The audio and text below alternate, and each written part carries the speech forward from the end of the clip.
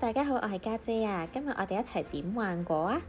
之前喺家姐屬性全公開嘅呢一段片裏邊講過，我嘅幻果呢係一鍵點滿嘅。合咗服之後，我就發現其實我嘅輸出都真係好低。跟住我就喺度諗辦法，到底點樣喺唔課金嘅情況底下，令到我嘅輸出有所提升呢？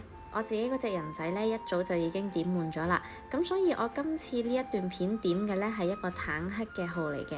坦克呢，佢本身已經好夠坦㗎啦，佢純粹係想提升返佢個輸出，咁所以呢，我就幫佢點幻果啦。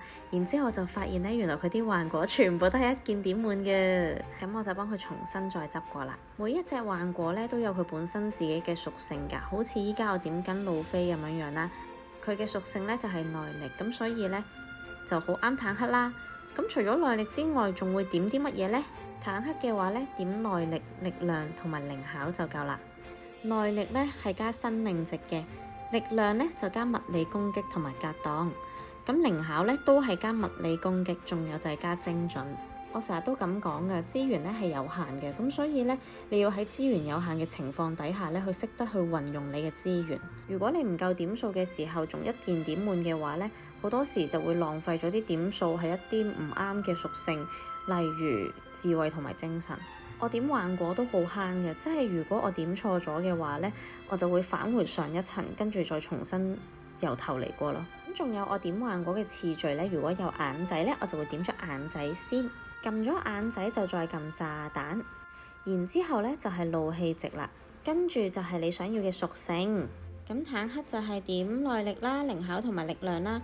如果係奶媽呢，我嗰陣係覺得我自己輸出唔夠，兩頭唔到岸，咁所以呢，我係放棄咗我嘅耐力，然後我係點咗精神、智慧同埋靈巧嘅。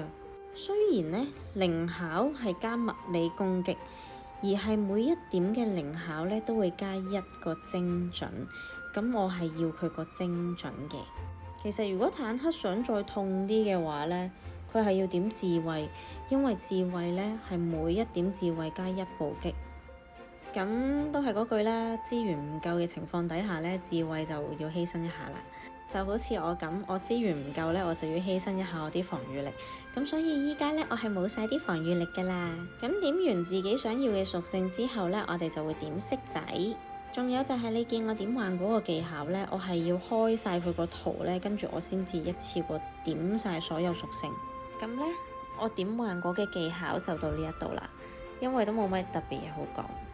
只要你要知道喺有限嘅資源，就唔好一鍵翻開，一鍵點滿，要記得跟翻你嘅屬性去點。有戰力固然之好，如果低戰力有實力嘅話，唔係仲型啲咩？今日段片呢就到呢一度。如果中意睇我打機嘅，記得要訂閱我嘅 channel 啊！有任何問題歡迎喺下邊 comment 俾我。仲有就係我已經開咗 IG 啦，大家要記得 follow 我啊！仲有要記得俾 like 我啊！我哋下條片再見啦，拜拜。